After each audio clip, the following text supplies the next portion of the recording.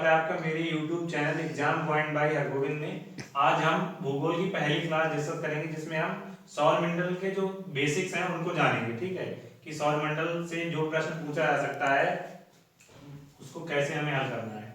देखिए सबसे पहले तो ये हमने एक चित्र बना लिया है सौरमंडल का। ठीक है, यहाँ पर ये हमारा सन है, उसके बाद बुध है, फिर शुक्र, पृथ्वी, मंगल, बृहस्पति, शनि, अरुण और वरुण।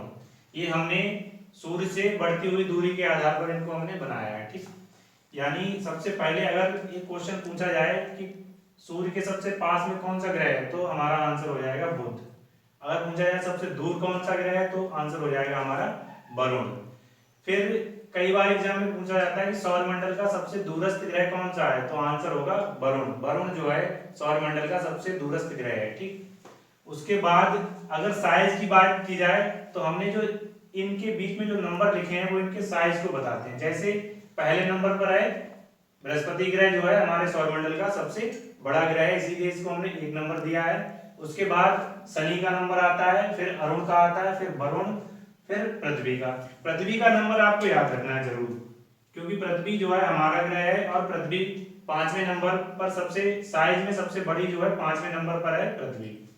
उसके बाद नंबर आता है शुक्र का, फिर मंगल का और सबसे लास्ट में बुध का। देखो बुध के बारे में 2 फैक्ट हैं, एक तो ये सन के सबसे पास में है। ठीक, उसके बाद दूसरा फैक्ट ये है कि ये सबसे छोटा है, सबसे छोटा ग्रह है सौरमंडल का बुध। ठीक, अब हम एक एक करके इनकी जो कुछ विशेषताएं हैं उनको हम जान लेते हैं। सबसे पहले बुध के बारे में, बुध का जो झुकाव है वो 7 डिग्री है। ठीक, यानी ये अपने अक्ष पर 60 डिग्री झुका हुआ है। उसके अलावा यहाँ जो तापमान है वो 390 डिग्री सेल्सियस से -170 डिग्री सेल्सियस तक पाया जाता है, जिस कारण क्या होता है इसका जो तापांतर होता है वह सबसे ज्यादा हो जाता है। क्यों? क्योंकि यहाँ जो तापमान की रेंज है वो 390 से 170 डिग्री के बीच में है, इसीलिए यहाँ तापांतर सबसे ज्यादा पाया जाता है पूरे सौरमंडल में। उसके बाद अगला जो इंपॉर्टेंट फैक्ट है बुध के बारे में वो ये है कि यहाँ वायुमंडल नहीं पाया जाता। क्यों? क्योंकि इसका जो पलायन वेग है यहाँ पर वो काफी कम है, और जिस ग्रह का पलायन वेग कम होता है वहां क्या होता है कोई भी गैस रुक नहीं पाती है, इस वजह से बुध में वायुमंडल नहीं पाया जाता है। तो कई बार एग्जाम में पूछा गया है कि भाई कौन सा ग्रह है जिसमें वायुमंडल नहीं पाया जाता है, तो हमारा आंसर हो जाएगा बुध। ठीक है, ये तो हमने बुध के बारे में कुछ फैक्ट जाने। उसके बाद अगला नंबर है शुक्र का।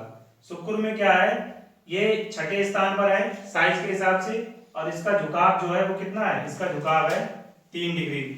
3 डिग्री पर ये झुका हुआ है। और जो एक सबसे इंपॉर्टेंट फैक्ट ये है कि इस पर CO2 की अधिकता है। CO2 का मतलब होता है कार्बन डाइऑक्साइड। कार्बन डाइऑक्साइड की इस पर अधिकता है, जिसकी इसके वायुमंडल में जो मात्रा है वो लगभग 96% है। इस कारण क्या होता है शुक्र जो है इस पर हमेशा प्रेशर कुकर जैसी स्थिति बनी रहती है। तो कई बार एग्जाम में पूछा जाता है कि प्रेशर कुकर की जो स्थिति होती है वो कौन से ग्रह पर होती है, तो वो होती है हमारे शुक्र ग्रह पर। ठीक है, अगर कारण पूछ लिया जाए क्यों, तो CO2 की अधिकता के कारण।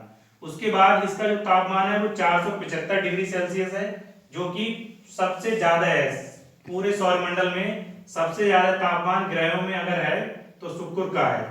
इससे पहले हमने बताया था कि जो तापांतर है वो सबसे ज्यादा किसका है, बुध का। तापांतर का मतलब होता है कि टेम्परेचर में जो डिफरेंस होता है वो किसका ज्यादा है, और यहाँ बात हो रही केवल तापमान की, तो तापमान केवल ज्यादा है शुक्र का।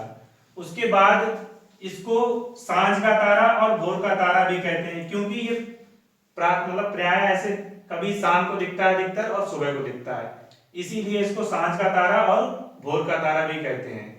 और इसके वायुमंडल में CO2 की अधिकता के कारण क्या होता है यहाँ चमक बहुत ज्यादा होती है, इसीलिए यह सौरमंडल का सबसे चमकीला ग्रह भी कहलाता है। कई बार एग्जाम में पूछा भी गया है, तो शुक्र जो है सबसे चमकीला ग्रह कहलाता है सौरमंडल का।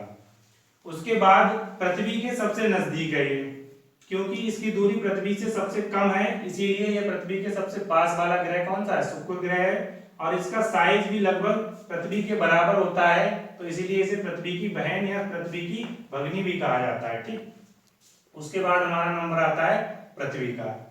पृथ्वी का नंबर आता है, पृथ्वी पर वाटर की सबसे ज्यादा अधिकता है, पृथ्वी पर जल पाया जाता है 71%। और पृथ्वी का जो झुकाव है अपने अक्ष पर वो है 23.5 डिग्री, जिसको 23 सही 1/2 डिग्री भी कहते हैं। ठीक, और साइज के हिसाब से ये 5वें नंबर पर है। और इसका एकमात्र उपग्रह कौन सा है? मून, यानी चंद्रमा जो है इसका एकमात्र उपग्रह है, ठीक है, चंद्रमा। उसके बाद पृथ्वी का जो औसत टेम्परेचर है या तापमान है वह 15 डिग्री सेल्सियस होता है। इसका एवरेज टेम्परेचर 15 डिग्री सेल्सियस होता है। और सौरमंडल का एकमात्र ऐसा ग्रह है जिस पर अभी जीवन पाया जाता है, ठीक है, ये भी याद रखना है। उसके बाद अगला जो हमारा ग्रह है वह है मंगल। साइज के हिसाब से ये 7वें नंबर पर है और इसका जो तापमान है वो माइनस में होता है, -23 डिग्री सेल्सियस। और इसका जो कलर है वो लाल होता है। क्यों होता है? क्योंकि इस पर आयरन ऑक्साइड की अधिकता पाई जाती है, इस वजह से इसका कलर कैसा होता है? लाल होता है। आपने देखा होगा जब कहीं जंग लग जाती है तो वो हल्की रेड कलर की बन जाती है, तो वही आयरन ऑक्साइड की वजह से होता है ऐसा। तो आयरन ऑक्साइड के कारण इसका रंग कैसा होता है? लाल रंग होता है, ठीक। उसके बाद नंबर आता है हमारे इनके उपग्रहों का। इसके उपग्रह जो हैं फोबोस और डीमोस जो हैं, मंगल के दो उपग्रह हैं, एक का नाम है फोबोस और दूसरे का नाम है डीमोस। उसके बाद बीच में मंगल और बृहस्पति के बीच में एक बेल्ट आती है जिसमें छोटे छोटे से पिंड पाए जाते हैं जिनको क्षुद्र ग्रह या उल्का पिंड भी कहते हैं। तो कई बार एग्जाम में पूछा गया है कि क्षुद्र ग्रह किन दो ग्रहों के बीच में पाए जाते हैं, तो आंसर हो जाएगा हमारा बृहस्पति और मंगल। बृहस्पति और मंगल के बीच में क्षुद्र ग्रह पाए जाते हैं, ठीक। उसके बाद नंबर आता है बृहस्पति का। बृहस्पति का जो झुकाव है अपने अक्ष पर 3 डिग्री है और ये सौरमंडल का सबसे बड़ा ग्रह है, साइज में पहले स्थान पर, ठीक। उसके बाद इसका जो टेम्परेचर है वो -123 डिग्री सेल्सियस है और इसका जो उपग्रह, प्रमुख उपग्रह है वो गैनीमीड है, जो कि सौरमंडल का सबसे बड़ा उपग्रह भी है। जो गैनीमीड है ये सौरमंडल का सबसे बड़ा उपग्रह है। उसके बाद नंबर आता है हमारा शनि का। शनि जो है, शनि पर तापमान पाया जाता है 180 डिग्री सेल्सियस माइनस में। और इसकी संरचना जो है वो गैलेक्सी की तरह होती है, जो मंदाकिनियां होती है हमारी उसकी तरह शनि की संरचना पाई जाती है, मंदाकिनियों की तरह। क्यों? क्योंकि इस पर गैसों की सर्वाधिक संख्या पाई जाती है और इसकी एकमात्र विशेषता यह है कि इस पर बलय पाई जाती है, रिंग। इस पर रिंग पाई जाती है इस टाइप से। और कितनी पाई जाती है? उनकी संख्या है 7 रिंग पाई जाती है। कई बार यह भी एग्जाम में पूछा गया है कि शनि पर रिंग या बलय की संख्या कितनी है, तो वो 7 है। उसके बाद शनि का जो उपग्रह है वो है टाइटन, प्रमुख उपग्रह इसका टाइटन है। इसके वर्तमान में उपग्रहों की संख्या 82 है और बृहस्पति के वर्तमान में उपग्रहों की संख्या 79 है, ठीक है।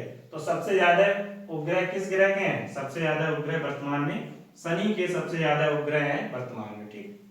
उसके बाद नंबर आता है हमारा अरुण का और फिर वरुण का। अरुण और वरुण की खासियत क्या है कि इन पर मीथेन पाई जाती है सबसे ज्यादा, और मीथेन अधिक पाए जाने के कारण क्या होता है, इनका रंग जो है वो हरा होता है।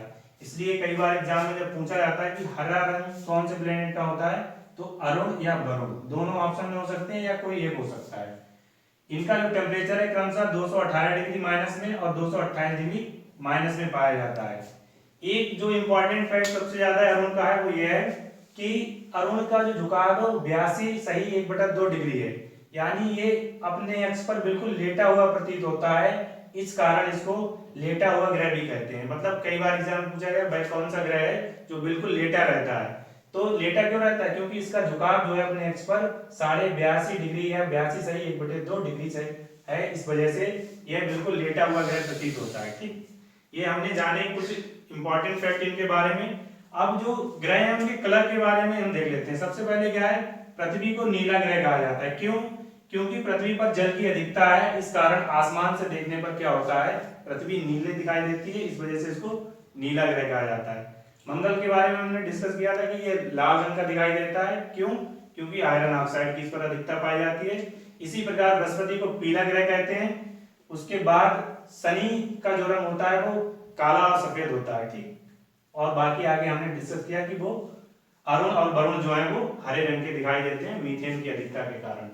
तो ये कुछ इंपॉर्टेंट फैक्ट हमने सौरमंडल के बारे में जाने जिनसे एग्जाम में कई बार क्वेश्चन पूछा जाता है। तो आज की वीडियो में इतना ही, मिलते हैं अगली वीडियो में। हम पृथ्वी के बारे में डिस्कस करेंगे, पृथ्वी के घूर्णन गतियां और अक्षांश और देशांतर रेखाओं को हम समझेंगे कि वो क्या होती हैं और कैसे उनको समझा जा सकता है। तो अगर आपको वीडियो अच्छी लगी तो लाइक शेयर और कमेंट करें और हमारे चैनल को सब्सक्राइब करें। जो भी लोग यूपी लेखपाल और यूपीएसआई की तैयारी कर रहे हैं वो हमारे चैनल से जुड़ सकते हैं। Thank you.